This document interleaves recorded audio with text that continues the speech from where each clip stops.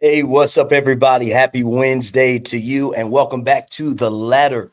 Listen, I'm excited about this revelatory conversation that is designed to bring elevation to your life and your leadership. I'm so excited. Y'all have heard me talking about it. I've been preparing to do this for quite some time.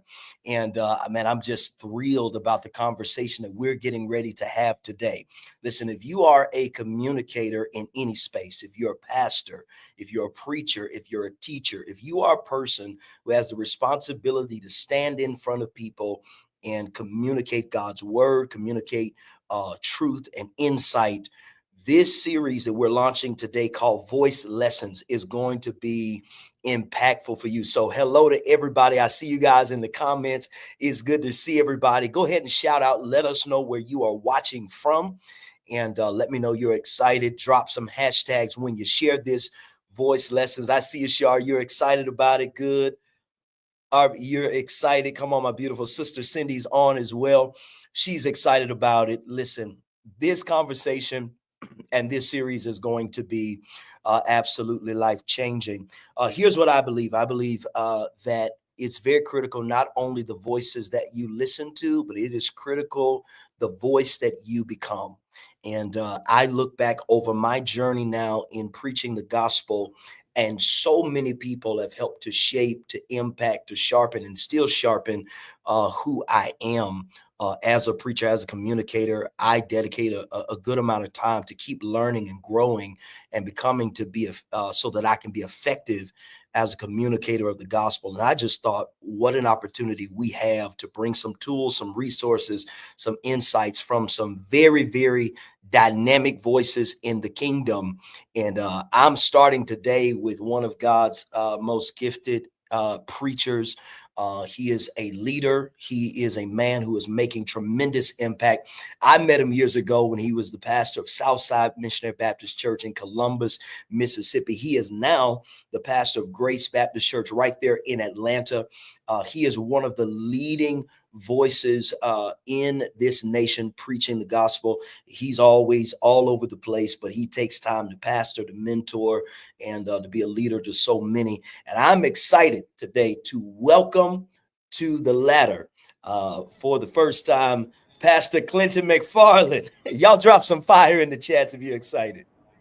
Hello to you. What a joy it is. What a delight it is to be with you and to see you again. It's been a while, Yes, sir. but I have been following you from afar and seeing the work that God is doing through you and in your ministry. And I'm encouraged when I look at you. I know that Christendom is in a good place and the future is even brighter for what we do to advance the kingdom. So it's good to see you, my friend.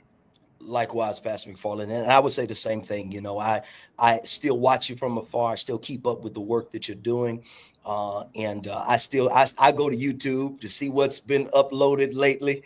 The same way you'll remember this, Pastor. Back in the day when you were in Columbus, you were on My Mississippi on Saturday nights. Oh no, Yes. was it Saturday No, nights no. or Sunday nights? Sunday nights. Sunday nights. Sunday That's right. nights. And I That's would tune correct. in 10 p.m. I'd tune in to hear you preach, and I'm so grateful. One thing that has always been so true for you is your investment in young preachers, your belief in young preachers, and I value that, respect that, and honor that to this day. And so, and no different. When I reached out to you about this, you responded immediately and were glad to do it. And just so I'm grateful to you to have this conversation today. And I know that this is a week for you to be resting and refreshing, but you still obliged to be on today. So Well, thank you for that, Pastor. I hope I look like I'm relaxed. You know, my wife and I, we're vacationing for a few days in Chicago. And Yes, so sir. as I speak to you, I'm looking out over the Chicago River, and it's just been a relaxed time. So I hope I look Yes, relaxed. sir. Yes, sir. You look refreshed. You look All refreshed. right. All right. Very Absolutely. good. Well, Pastor, we're going to navigate a conversation today that I think is going to be helpful to a lot of people. When you and I talked a week or so ago, about 2 weeks ago, and just hearing some of the insights you shared in that conversation just got me even more excited about what we talk about today. Last week, I saw you post a picture of your first church. I think it was 32 years ago, your very first church. As we navigate this conversation about discovering your authentic voice, because I believe God, the same way he gave us all a fingerprint, he gave us a unique voice print. And the Yes. moment we discover that, we're able to make the impact that we are called to make. I want to navigate from when you first sensed the call to preach, how you knew you were called to preach the gospel. First of all, let me clear one thing up. That was a repost that somebody posted or Okay. reposted, and then it circulated all over again. Okay. It's been 30, it will be 35 years in January. Wow. So Wow. if you look at the date, that was posted about 3 years ago in January. So Awesome. actually, I'm approaching 35 years, but the same substance is true as it relates to that's where I started my Yes, first church in Livingston, Alabama. Wow. And, I always look at that and refer to that to, see the humble beginnings, but to keep that humility, even though God has blessed me to be where I am. Yes, sir. Your question was in the beginning, and how did I know? I was 16 years old when I first felt the call of God on my life. My father was preaching a revival in Boston, Massachusetts. Many people don't know that I was his musician. I was an organist for my father. Started playing for my father's church at the age of 8. And so I was traveling with him, and it was in Boston, Massachusetts, where I was hanging with the young people. Back then, revivals would start on Sunday morning. You had to preach Sunday morning, Sunday night, 5 nights. So I was there for a whole week. And I was hanging out with the young people who were just authentically concerned about Christianity. I had never seen that before. Growing up in a rural context where we were shy, laid back, these guys were animated. They were energetic. When we would go out to eat, they would act as Christians, would act, and they were very serious about it. That left an indelible impression on me, and I think it produced what was in me, or caused what was in me to emerge, and that was the call of God on my life, 16. And it is ironic that I received Christ on that Thursday night of the revival and felt the call at the same time. Wow. I did not yield to the call at 16 because preaching was the last thing I wanted to do. I'm going to be honest with you. It was the last thing. I wanted to be a singer, R&B singer.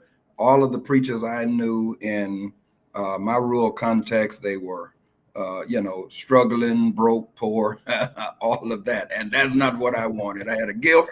Let me use this gift to really produce a certain standard of life for me. So I ran for 7 years, 7 years, and I did not yield until I was 22, almost 23. And I yielded to the call only after I couldn't run anymore. It was it was a miserable time in my life because I know what God has called me to do. My father was a preacher. My oldest brother was a preacher and is. My uncle was and is a preacher pastor. So I grew up around it. And it was, I admired preachers. I loved preachers. I looked up to preachers. However, I just did not want to do it. And so I ran until I couldn't run anymore. And so at 22, almost 23, I yielded to the call of Jesus Christ, the call that was on my life. And I've been running ever since, not from, but for Yes, sir. him. Yeah. That's awesome. Do you remember your first sermon? Yes. And he bearing his cross went to a place, John chapter 19, and he bearing his cross went to a place called Place of a Skull. Mm-hmm. And I talked about no cross, no crown. Yes, sir. Matter of fact, the 29th of this month will be 35 years ago. I preached Wow. my first sermon at a little country church called the Green Hill Baptist Church, Shabuta, Wow. Mississippi. Yes, sir. Shout out to Shabuta, Mississippi. So, Yes, indeed. they didn't know there was a Shabuta, Mississippi. Most people still don't know, but Yes, sir. that's where I'm from. I love That's that awesome. place, and that place produced Clinton McFarland. Yes, sir. And I totally honor that and value that, and I relate to it, because no matter what God does, you understand how critical where you were formed, Yeah. and the values that you have were developed. And so God does so many big things in those small beginnings, in those small Yes, indeed. places of our lives. So he puts so much in us. Your first pastorate and beginning in those environments, how did it shape you as a preacher, as a leader? I think we got a picture right up there, Pastor. Does it look familiar? Yes, very familiar. Yes, sir. Yeah, that was my first church in Livingston, Alabama, and actually not trying to be comical about it. That picture was taken probably 7 or 8 years ago, so it has not changed Wow. since the day that I was called pastor Wow. of this church. And I had been preaching about 5 months Okay. when this church called me to pastor. I really was not looking to pastor that Mhm. early on in my ministry, but there was a guy who was scheduled to preach there, and he worked for East Mississippi Power Company. We had a storm that came through the night before, and he was scheduled to preach, but they called him in to work. So he asked this preacher, he said, I want a young preacher, don't give me nobody that, has experience, because I got this church on lockdown. They getting ready to call me. But since I can't preach today, can you recommend me a young preacher, somebody just starting out? I can send them there. And somebody recommended me. And so I had been preaching probably about a month and a half. Yes, sir. And so I went to preach for them, and they said, well, can you come preach again? I said, sure. I preached again. Can you come again? Long story short, they ended up calling me to be their pastor. He and I laugh about this even to this day. He said, you stole my church. Yes, sir. But that was January. I was called the third Sunday in January, as I said, 35 years from this coming January. That was on a Sunday. On a Monday, another church called me to be their pastor in Pachuta, Mississippi. Mhm. And so I was struggling to see which one I wanted to take. I had already told this church, Shiloh, okay, I'll accept the position. The church that I really wanted called me on Monday. And so I knew I had given Shiloh my word. So I went on and accepted it. I told the other church, after they kept asking me, well, hey, we'd love for you to be our pastor. I encouraged them to change their service time to Sunday, late Sunday afternoon, like 2 o'clock. And if you change your service time to 2 o'clock, I'll be your pastor. Yes, And sir. I did not think they were going to do it. Wow. But this was my way of, kind of getting them off of my back. They changed the service time. And so I would preach at Shiloh, which was every Sunday. And then I would rush 80 miles away to get to John the Baptist Church for 2 o'clock. And some Sundays I wouldn't get there until they were doing Amazing Grace. I mean, seriously. Wow. And Yes, I would sir. preach for them. And I did that for a year. And then I said, no, okay, I'm going to just accept John the Baptist. and go full time there. So I was only at Shiloh for 1 year. That's the picture that you posted. Yes, sir. And so John the Baptist sort of shaped my early ministry more I so love than that. any church. Yeah. Yes, sir. And I've heard you talk a little bit about John the Baptist, and so I was certainly eager to hear you talk about that a little bit. Let's talk a little bit about preaching and pastoring, Okay. because it is possible to be an effective preacher without being an effective pastor. Yes. And so I want to talk about some of those because I have seen God bless you at every juncture that I've been able to know of in your journey. You not only have you been a powerful preacher, you've been an effective leader. I was able to see firsthand, though I was a teenager when you came to Southside years ago, and hit the city by storm, and took the church and built programs, and it was inspiring to watch Project Southside unroll and the basketball leagues and all the things that happened.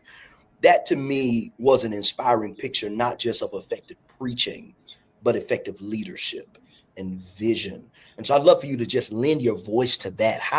What does that look like? How did you develop that? Well, I want to thank you for sharing that. Some of the things you mentioned, I had forgotten about. Yes, sir. But, you know, it's predicated, in my opinion, upon where your heart is for people. Mm, And I don't think you can be an effective pastor without having a heart for people and being connected to them where they are. mhm. And for some reason, I have always tried to stay connected to people where they are, their hurts, their pains, their needs, their desires.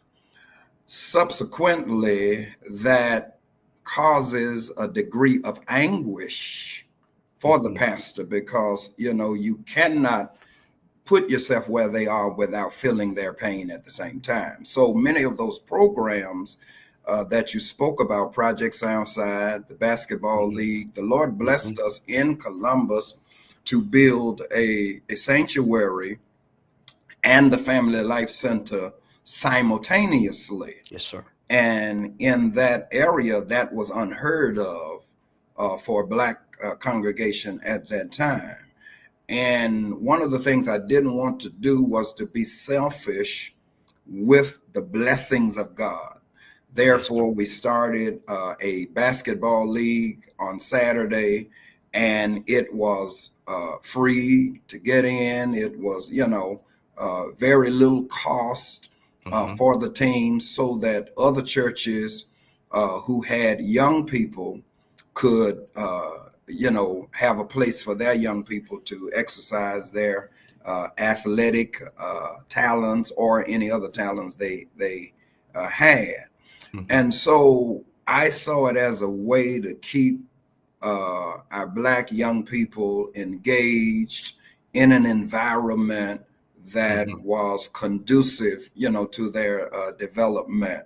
And then the other programs, we would do the summer camp, Mhm. which was very cost effective as well. And we would have 150 students, made no money from it, but we made an That's right. impact in the community. And so I just think it was predicated upon my heart for people and then being connected to a congregation who shared my heart that I had for people. So I would cast the vision, and there were people like Deborah Johnson Mhm. and Jackie Murray and Mhm. people like that who would run with that vision.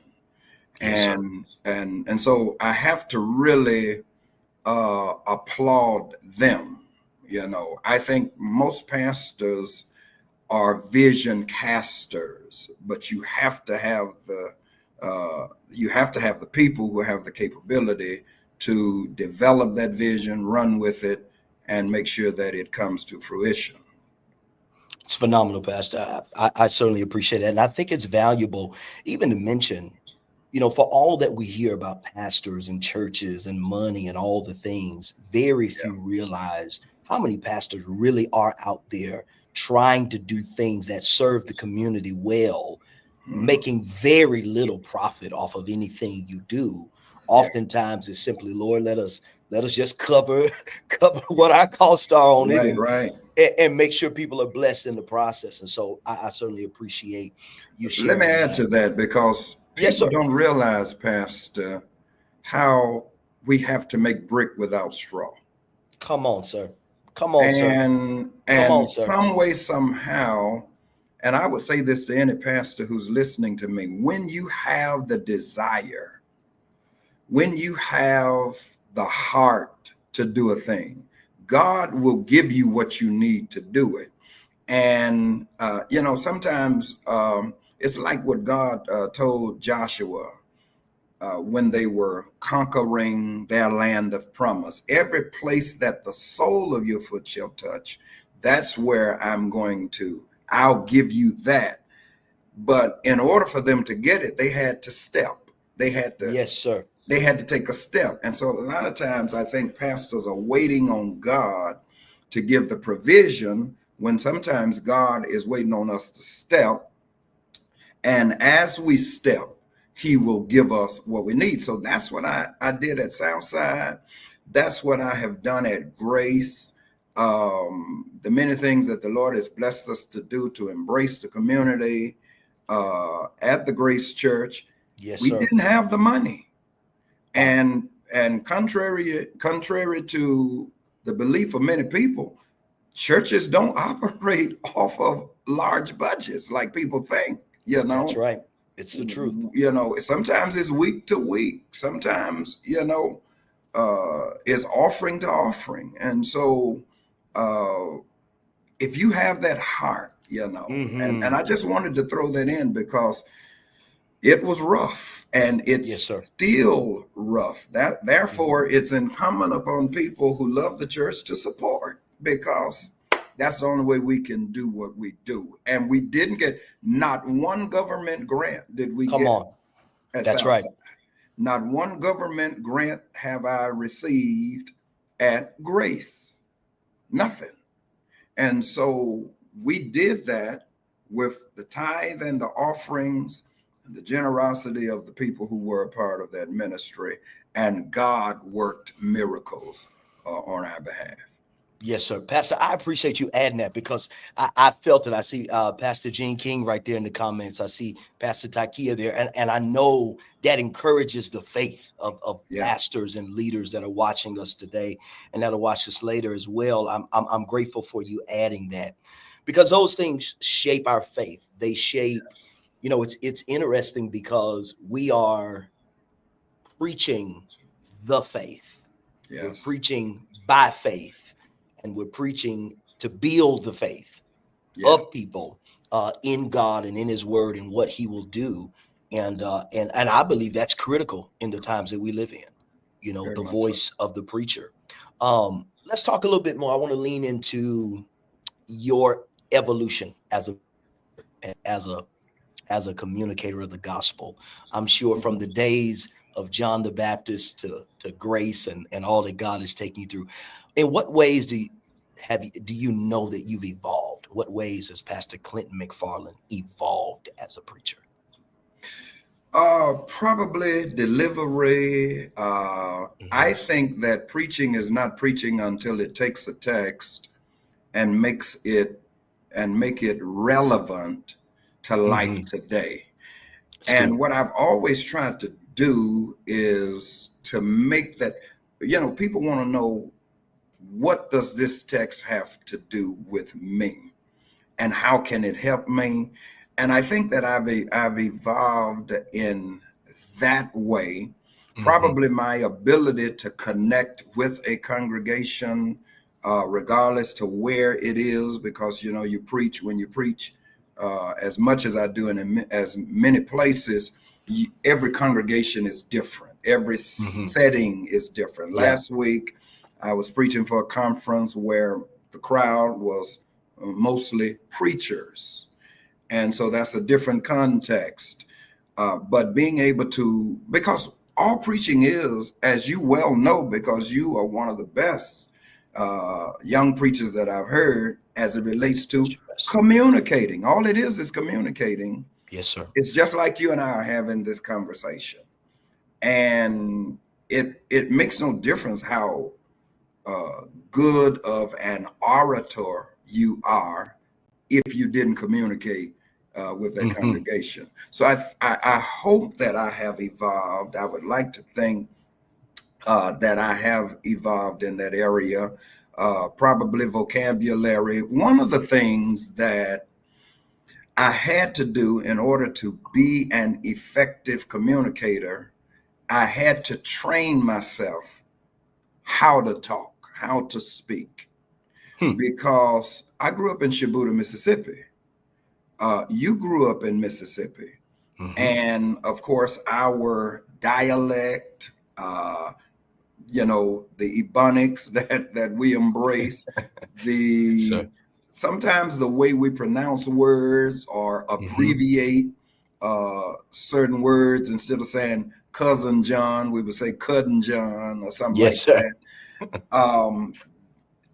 To retrain yourself to pronounce your words correctly, subject and verb agreements. I think that all of that is just crucial to be an effective communicator. So I had to make sure that, and I'm gonna be honest with you, I tell my wife sometime at my church, now Shibuya is still in me.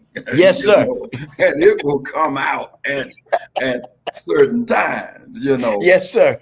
So it's a work in progress. Yes, however, I think it is incumbent upon us as preachers to effectively communicate to whatever setting we're in, to, you know, communicate effectively. And I believe that I've evolved, and I work hard at this. I had to work hard at this. Yes, sir. You know, I really did. It did not come natural as people would think. Wow. Now, there are some preachers like yourself, you come out of the womb good at what you do. You know, you came out. I don't know about that, Pastor. You know, 12, 13 years old, like, this kid here is bad. That was not the case with me. I had to really learn this. And then I had a church that allowed me to practice on sir. That, you know. Now, Pastor, I'm going to say this. I was like, I go back and listen to messages that I was preaching back 13 and 14. I said, man, them people just being nice to me. Brother. I thank God for mercy. Well, listen, you had, I think you have a real natural gift, I should say. I didn't have that. Now, if you really want to hear a hot mess, you probably want to go back to my earlier days. But you know, you can develop, and you just keep working at it. And I'll be 58 years old this year, man. And what a blessing. I'm still working.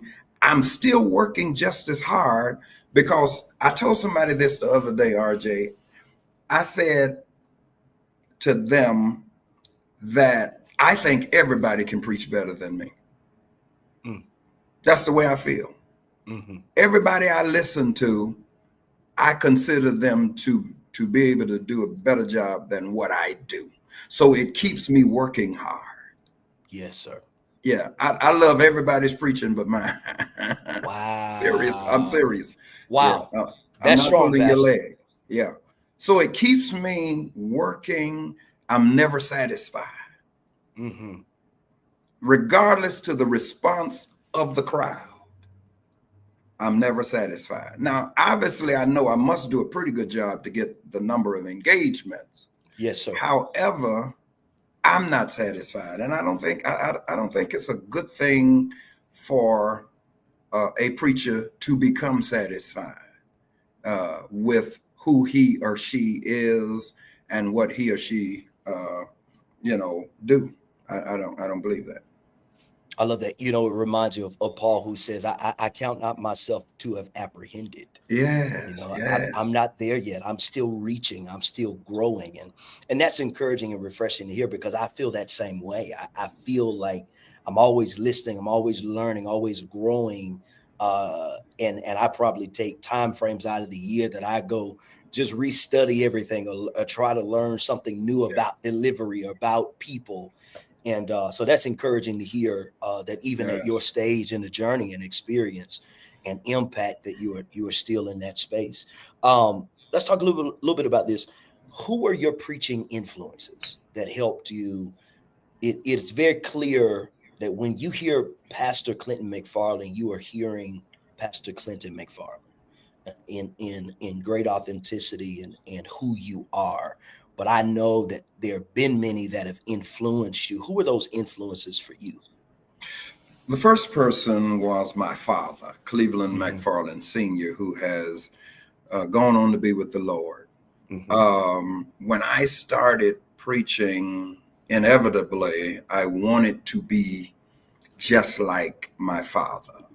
My Hmm. father was more of a narrative kind of preacher, in my Hmm. opinion, but he was the kind of preacher that would give information as well Mm. as inspiration. And I used to hear him say that, you don't just need inspiration, you need information. It's good. And so he would do both. Hmm. From there, I gravitated to the Reverend Jasper Williams. Um, Hmm. and when I heard him on cassette tape, man, I'm like, this dude is Yeah, poised, polished. To me, he made preaching a science. I agree with Um, that. Yes, sir. yeah, I think it became a science that you could study. And so I wanted to preach exactly like him. For a long time. I did. I mean, I did Mhm. everything Jasper would do, all of that. Yes, sir. and I uh, love and it. I've been able to share that with him. Here's the beautiful thing about my ministry: all of my mentors, everybody I looked up to, I've been able to preach for. What a blessing.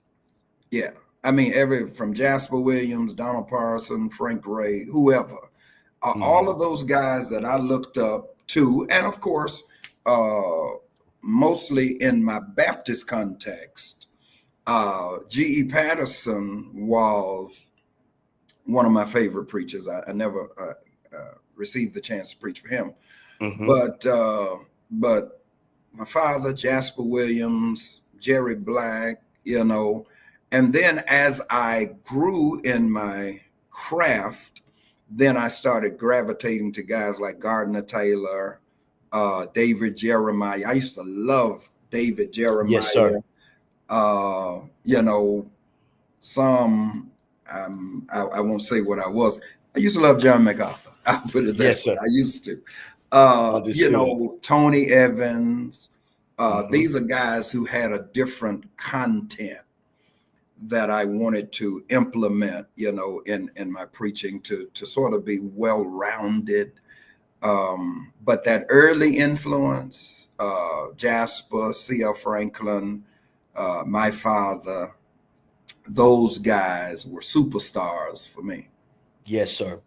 Yeah, How did you navigate all the influences and then take it and integrate it to that's a to great becoming question. to becoming you? You know, when did you feel that moment that, okay, I'm me? You know what I mean? Like I've Yeah, been yeah, Jasper for a yeah. little while, but Right, right. now Clinton McFarland is here. Let me tell you, the best advice that I received as a young preacher was from my oldest brother, Cleveland McFarland Sr. Yes, He sir. passed, a junior, I'm sorry, pastors in Mobile, Alabama Okay. to this day. He said to me, he said, find somebody you like and emulate them until you find yourself. I love it. And what happened, I'm trying to pinpoint when I knew, probably after moving to Columbus. Probably the first 5 years, I was at John the Baptist for 7.5 years. I would say the first 5 years I was Jasper Williams. And after about 5 years, I added a little Donald Parson, a little of this, a little of that, and then finally evolved into Clinton McFarland, a guy that now some young preachers, emulate, and I'm honored by that. Yes. So I don't know if I found it or it found me. Yes, that's good. That's good. I think that if you do a thing and if your heart is right and you're serious about it, you make sure you prepare, you study, you work, you practice, and you want to be good at what you do, I think it finds you. That's good. I think your voice will find you. I was preaching for Dr. Fred Chapman in Yantley, Alabama. This was early on in ministry. And he said something to me that has stayed with me to this time. He said, McFarland, you are a helpful preacher. Wow. I said, explain that to me. He said, I can tell that you try to actually help people in your preaching. Then he went on to say, you're an expository preacher. Now, that was at a time I didn't even know what the term meant. I had to go look it up, Yes, sir. Is this a compliment or insult? I don't know. But Yes, that's what he told me. So I think my passion and my purpose produced my preaching. That's good. More so than saying, hey, here is what I want to do. I never said I wanted to be, I never said I wanted to be a guy who shut it down on the end. I never said that. I never said I wanted to be this kind of preacher or that kind. I just think my passion and my purpose produced my preaching and the preaching style. That's powerful. Yeah. That's powerful. Listen, guys, I know everybody's being helped by this. Drop some just encouragement back in the comments and let us hear how this is blessing you. Pastor, I'm not going to monopolize your time. I'm going to take these next probably 8 minutes or so, and we'll just unpack a few more things if that's okay. And I'm enjoying you. Okay, good. Okay, I'm glad you are. We are feasting. I know I'm being blessed over here. You're pastoring a thriving church.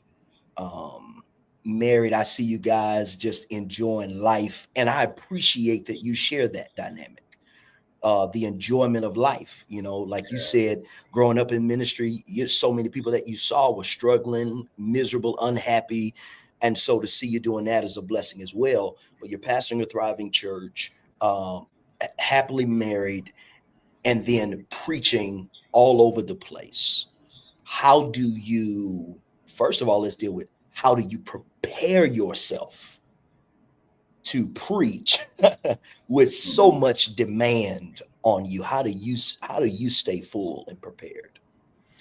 Well, prioritize. That's the word. You must know your priority. First of all, my marriage comes first. That's why you see me and my wife traveling, carving out time for vacations. If you look at my calendar, you will see vacations on my calendar for months ahead. I do that at the first of the year before I take engagements, because I understand my first ministry is in the home. Absolutely. And I unfortunately learned this after failing in marriage.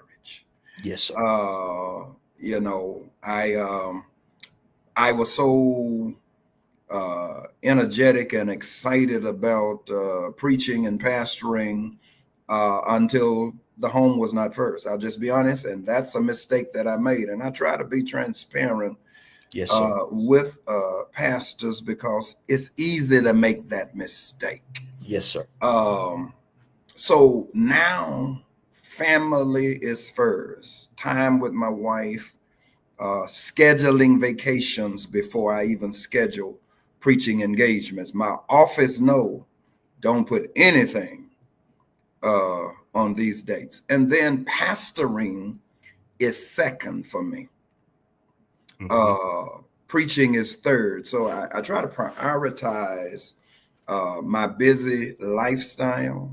And then, of course, preparing to preach. Of course, everything in life should prepare you to preach.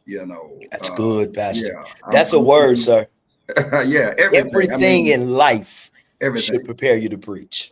Yeah, there's a Wow. message in everything. Wow. Yes, sir. There's a message in everything. Wow. And so I try to find that message, and then just reading the Bible, not for the purpose of preaching, but for the purpose of development and personal growth. Because you cannot preach who you are not. It just doesn't add up. It's got to be in you if you want. Yes, sir. Wow. Yeah. What leaves the heart reaches the heart. So I read the Bible. I read books. I read blogs. I look at life. I allow everything to prepare me for preaching. And so it's a constant development, constant growth, or, I'm always working on a sermon, even when I'm not working on one. Yes, sir. Yes, sir. Yeah. I'm working on one right now, talking to you, Yes, sir. in my mind. And wow.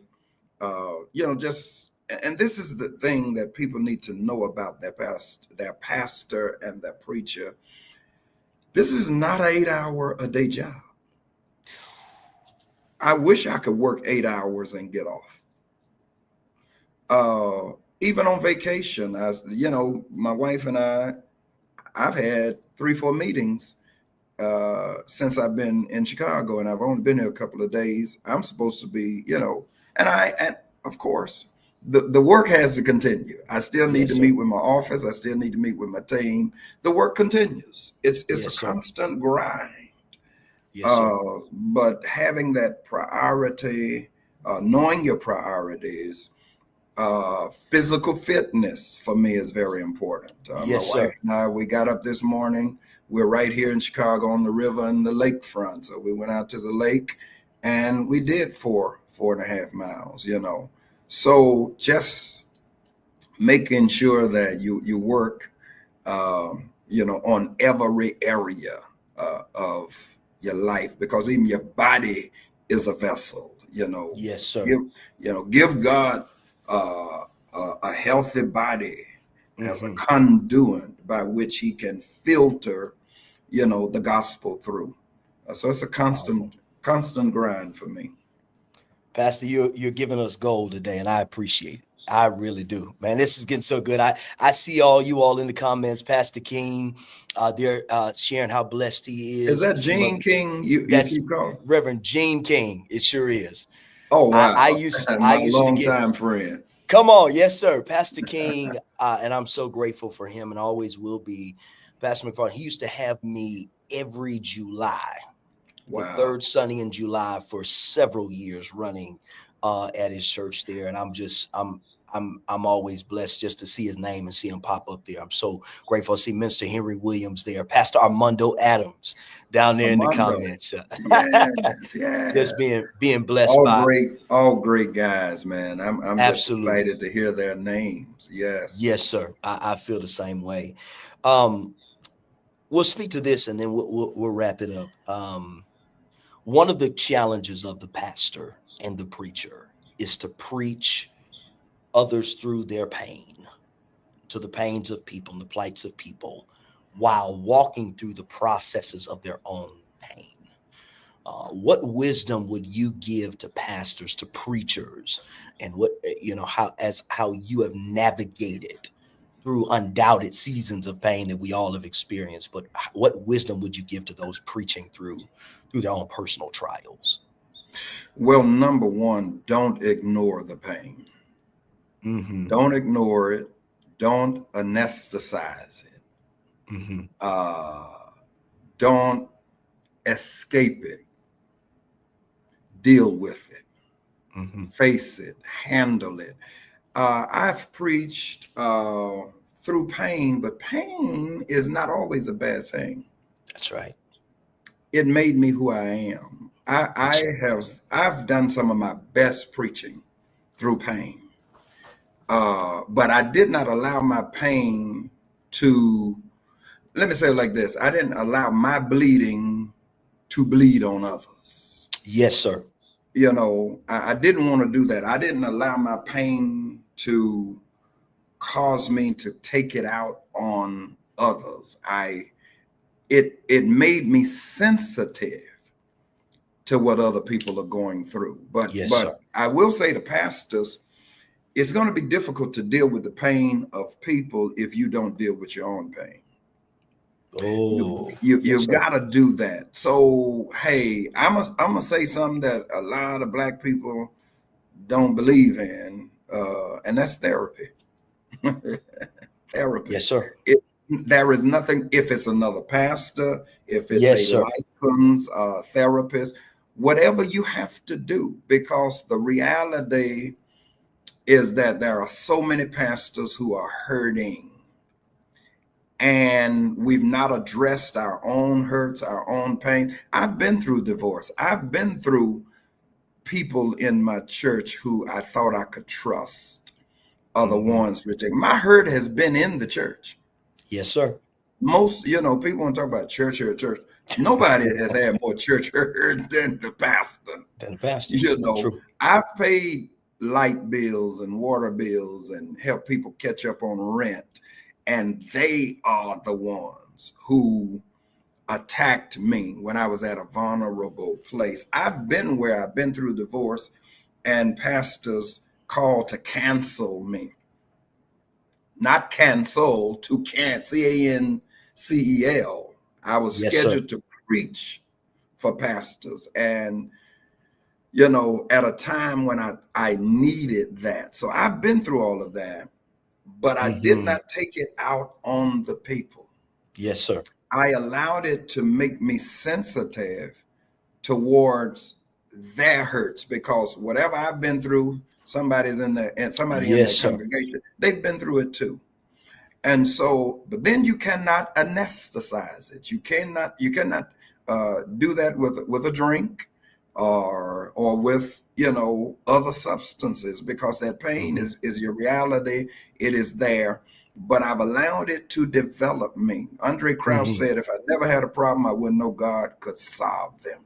Yes, sir. I wouldn't know what faith in God. We preach faith. We preach God is a problem solver. Yes, sir. So I went through a situation one time, Doc, where I heard God literally speak to me and say, now it's time for you to put into practice what you've been preaching. Wow. You tell everybody else, God is a way maker. You tell everybody else, walk by faith, not by sight. Now it's time for you to do it. And I think that pain is necessary. It doesn't feel good, but it is necessary. I do not think that I would be where I am in life were it not for pain and the challenges and the vicissitudes of life that have helped to count it all joy when you fall. Yes, sir. Into diverse temptations, knowing this, that the trying of your faith worketh patience. Patience is the ability to put up with some stuff. Yes, sir. And so don't bleed on the people. Don't take it out on the people, even if the people caused it. Yes, sir. Don't take it out on them. Allow it to make you sensitive to the fact that they are hurting too. And let me add this. I don't want to take up all of the time, but let me add this, Pastor. Yes, sir. Particularly to but those of us who pastor in the African American context, because we're in a time and a season where there is so much uncertainty. Yes, sir. As it relates to where we are headed as a people. I believe that there is a diabolical attempt to erase so many of the gains that we've made as a people, to erase history, to cause us to have a setback. And this is a time when the preacher of the gospel Speak, sir. needs to be aware of this. Yes. And to keep his people, his or her people, encouraged, because people are discouraged. And I was praying last week, and God spoke to me one word: trust. Well, two words: trust me, trust me. I shared to my people on Sunday in one of my monologues. That's what God spoke to me. And God told me to tell you, trust me. Trust me. And people need their preacher. I want to say to anybody who's listening to me, this Speak, is not a time sir. to leave Yes, church. Sir. This is not a time to stay at home. This is not a time to just back away or fall away from the faith. You need church.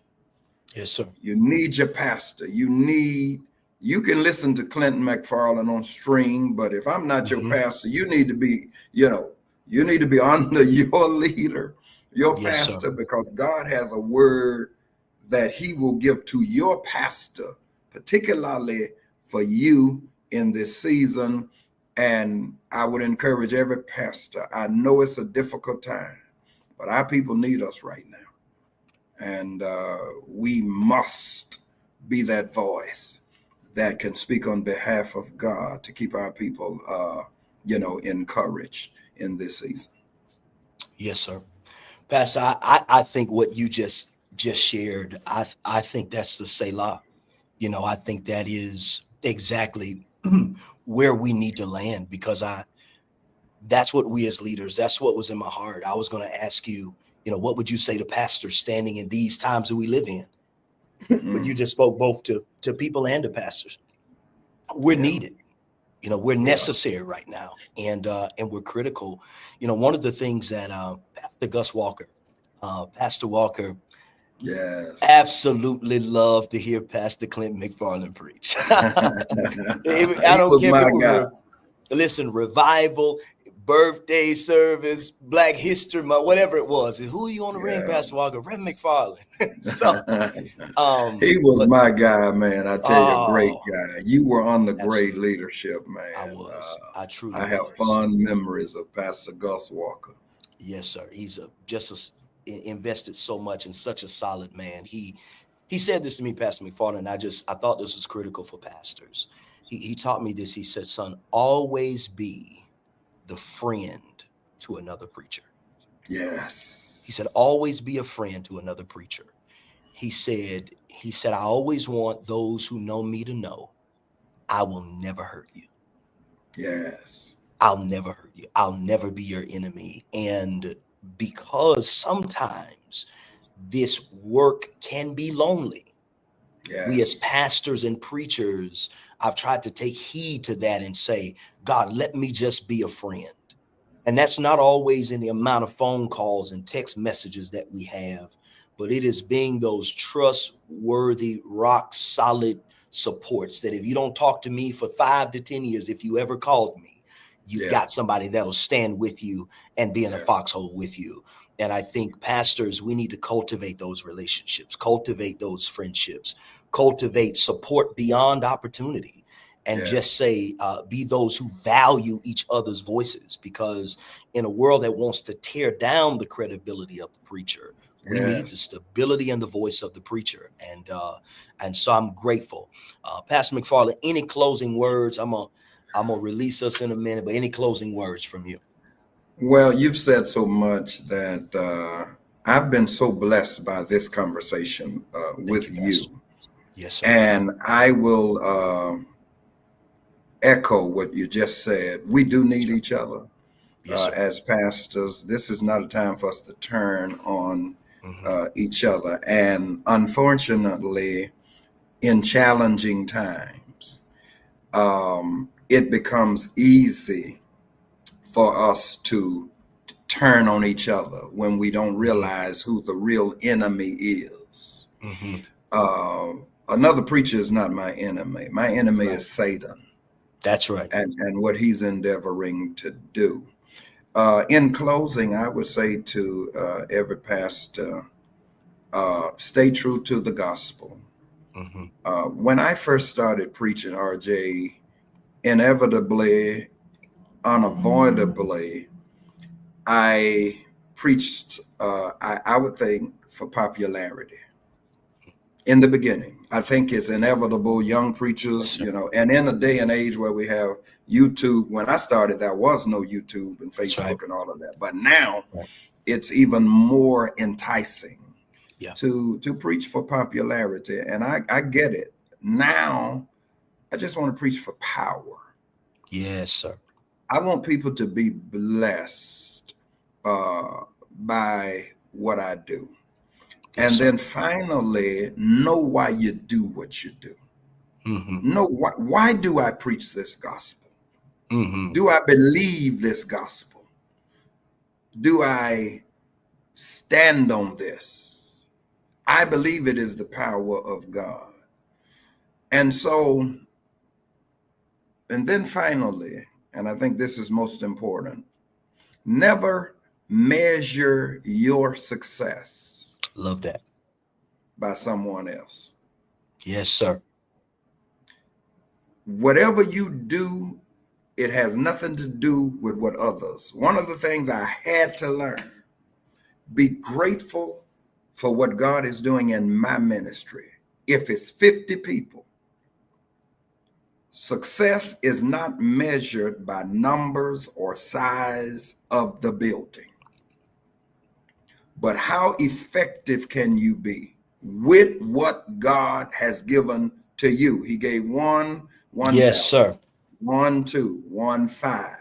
According to the New Living says, their ability to handle it. King James says several ability.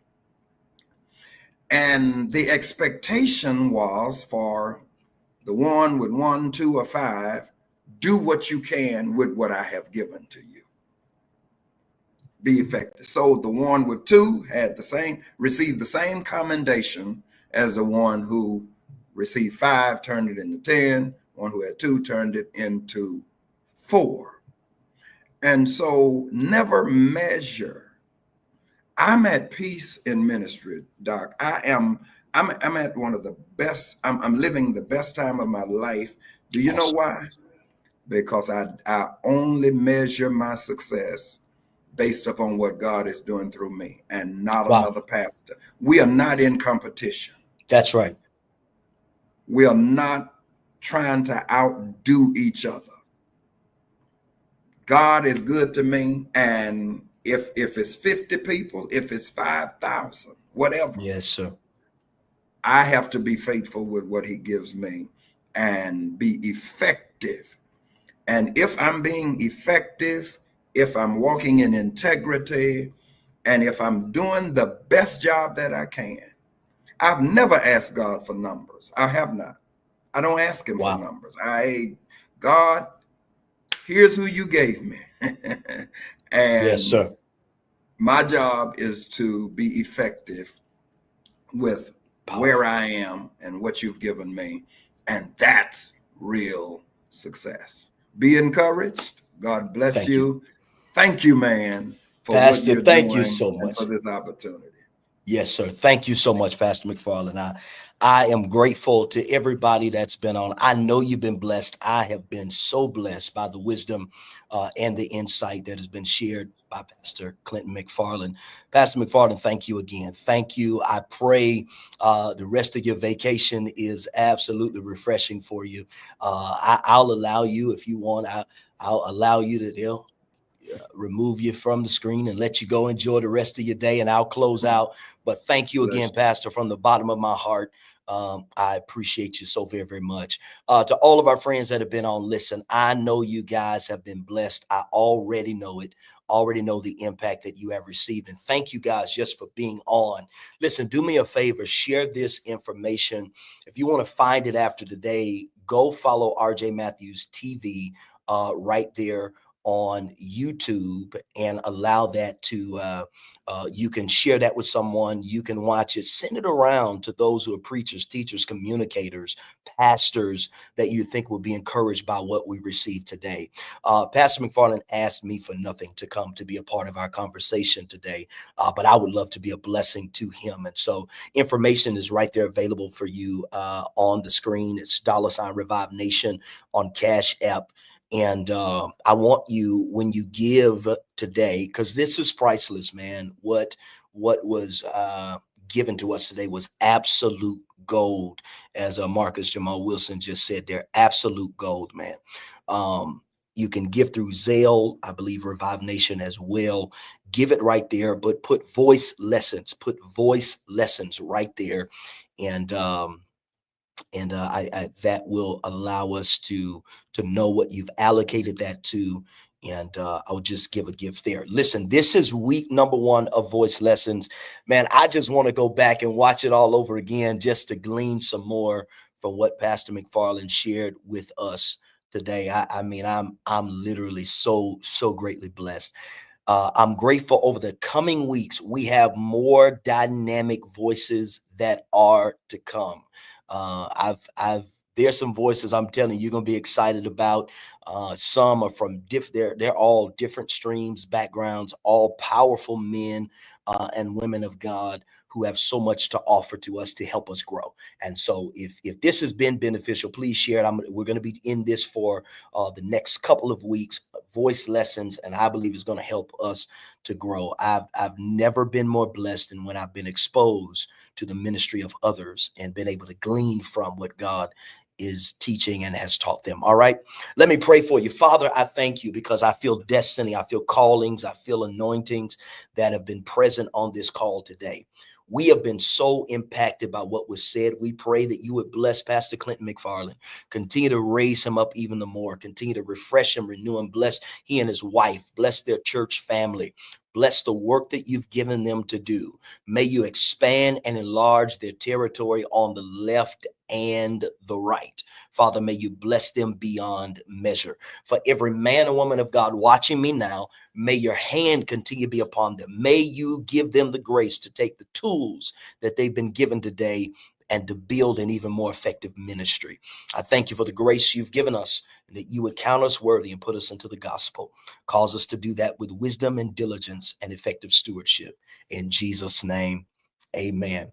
All right. Again, everybody, thank you for being on. Listen, do me a favor. We've got Fully Alive Conference coming up here in Houston, September 4th through 7th. You need to go ahead, register for that. We've got a couple more days, I think till July the 15th to get in on early registration. After that, price goes up slightly. But it's going to be powerful. Thursday night, Friday night, all day empowerment sessions on Saturday, and then closing out on Sunday morning. Pastor John Hanna, Dr. Medina Pullings, Pastor Kofi Darty, Megan Ashley, myself, I'll be a part of that conversation. So listen, it's going to be powerful. You need to make preparation to be a part of it. All right. I love you all. God bless you. Please spread the word. Voice Lessons is happening right here on the ladder every Wednesday. It's going to be a powerful time. All right.